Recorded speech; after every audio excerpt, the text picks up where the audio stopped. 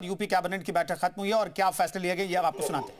तो इस प्रकार इन 20 रूटों पे ये बसें प्राइवेट ऑपरेटर्स चलाएंगे। बसों की संख्या हर रूट पे 10-10 बस के हिसाब से एक हाँ जी अभी एक से है, लेकिन उनको बढ़ाया भी जा सकता है। ऑपरेटर प्राइवेट होगा, उसको टेंडर के आधार पे उसका सिलेक्शन होगा। जो सबसे किफायती भाड़ा, सबसे किफायती शर्तें रखेगा उसका सिलेक्शन होगा और उनको चलाने की छूट मिलेगी। सब कुछ उन्हीं का होगा, ड्राइवर, कंडक्टर, बस, डीजल, बस, इलेक्ट्रॉनिक चार्जिंग, इलेक्ट्रिक चार्जिंग, सारी की सारी व्यवस्थाएं उनकी होंगी। हम खाली उनको लाइसेंसिंग करेंगे, मॉनिटर करेंगे, भाड़ा वो एकदम से बढ़ावे न, उसकी व्यवस्था रखेंगे। चार्जिंग की जो व्यवस्था है वो, चूँकि चार्जिंग में गवर्नमेंट का भी रोल आता है, बिजली विभाग का रोल आता है, तो उतनी वहाँ तक उनको पॉइंट तक बिजली देने का व्यवस्था सरकार करेगी। बाकी सारा का सारा काम उनका होगा। बहुत बहुत धन्यवाद माननीय शर्मा जी।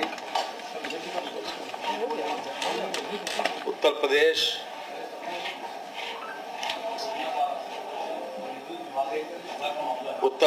आउटसोर्स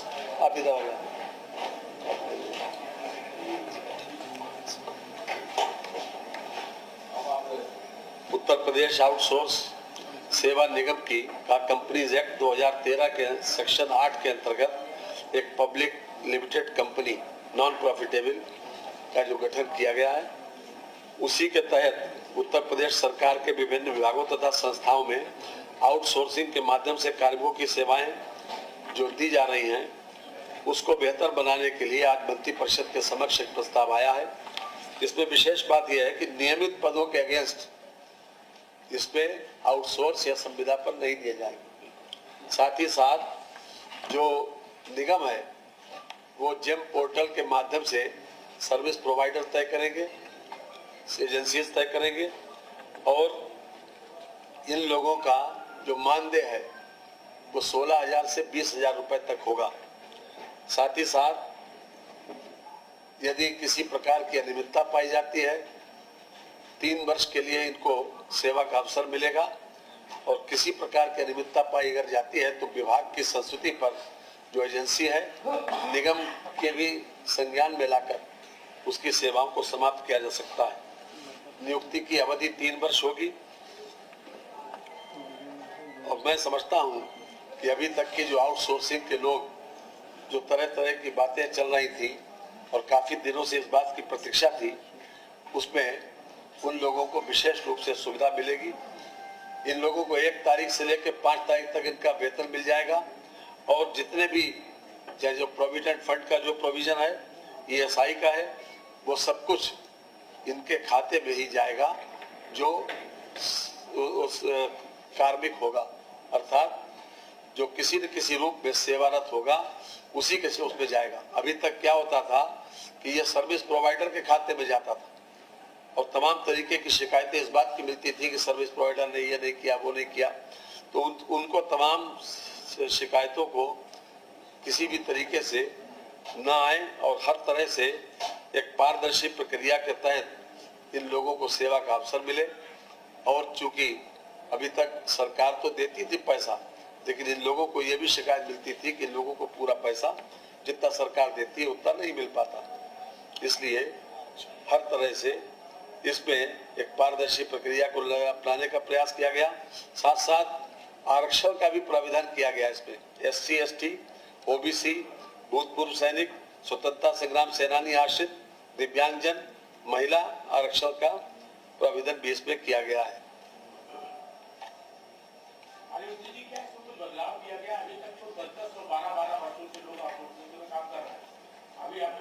मैंने कहा ना कि 3 वर्ष के लिए किया जाएगा और एजेंसी को वो लोग कंटिन्यू कर सकते हैं।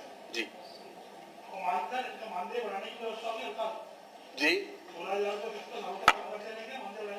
नहीं, हर साल की बात नहीं है, एक बार तो 3 साल के लिए होगा, लेकिन इन लोगों के लिए काफी व्यवस्था की गई है। क्योंकि अभी तक यदि कि मैटरनिटी अगर महिला है तो मैटरनिटी लीव उसकी व्यवस्था भी की गई है। साथ ही साथ अब तो हो गया जी, और महीने में 26 दिन से इनसे सेवा ली जाएगी और इनकी अगर मृत्यु हो जाती है तो इनको 15,000 रुपए इनकी मृत्यु पर ऊपर देने के बाद अंतिम संस्कार के लिए दिए जाएंगे। मैं इसलिए कह रहा हूं कि पूरी संवेदनशीलता बरती है सरकार ने इस बात के लिए कि हम जो भी आउटसोर्सिंग के कर्मचारी हैं उनको एक सम्मानजनक मानदेय भी मिले और उनकी सर्विस कंडीशन भी बेहतर हो और आरक्षण का भी लाभ उनको मिले।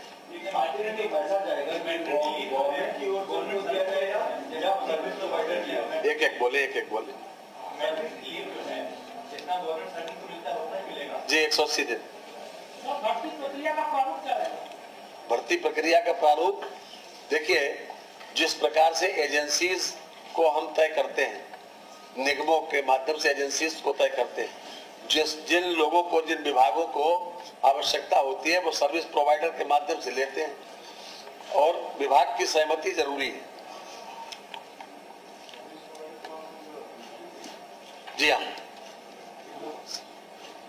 सर्विस प्रोवाइडर को वो टेंडर पे आएगा ना, जेम पे जो है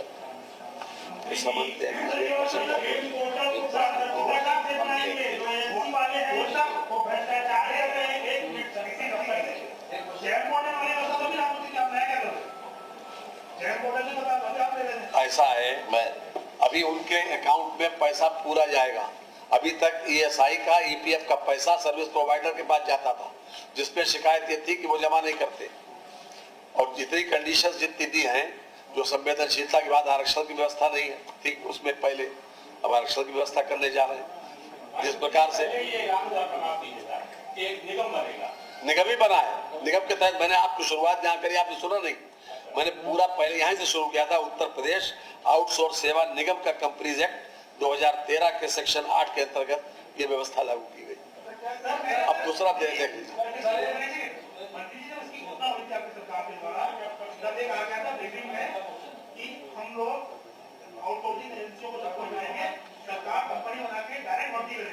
निगम के माध्यम से ही कर रही है, निगम के माध्यम से उनका चयन करेंगे। चयन जो है वो एजेंसीज का चयन उसके माध्यम से करेंगे, निगम करेगा, एजेंसी रहेगी।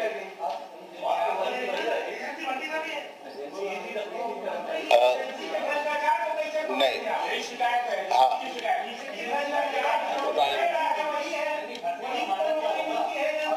सुनिए सब एक साथ मैं इसको नहीं,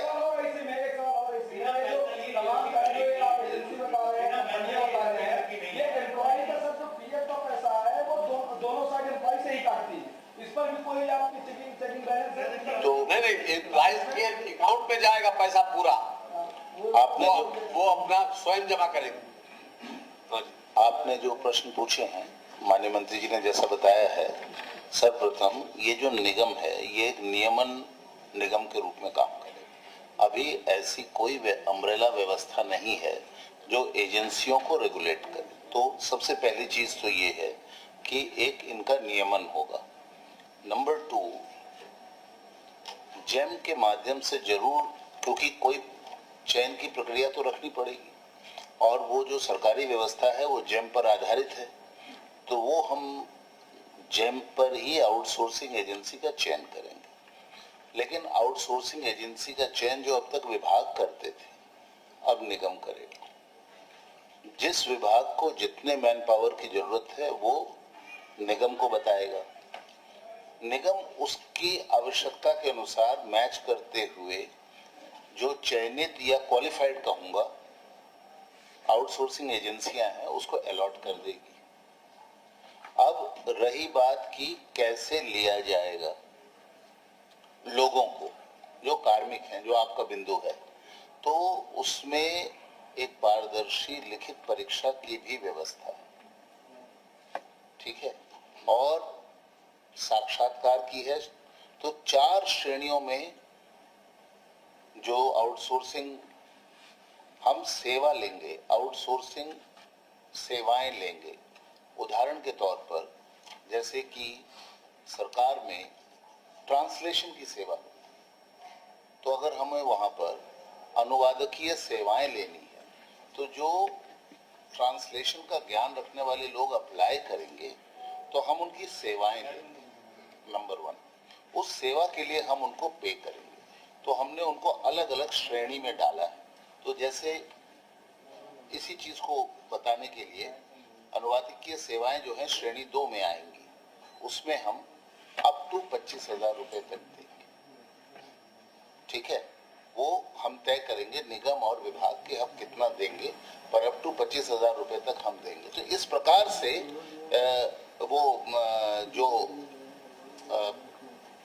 कितना उन सेवाओं के लिए पे करना है वो कर रहे हैं। तो जैसा माननीय मंत्री जी ने आपको सूचित किया कि नियमित पदों के सापेक्ष नहीं होगा, ये सेवाओं के लिए होगा।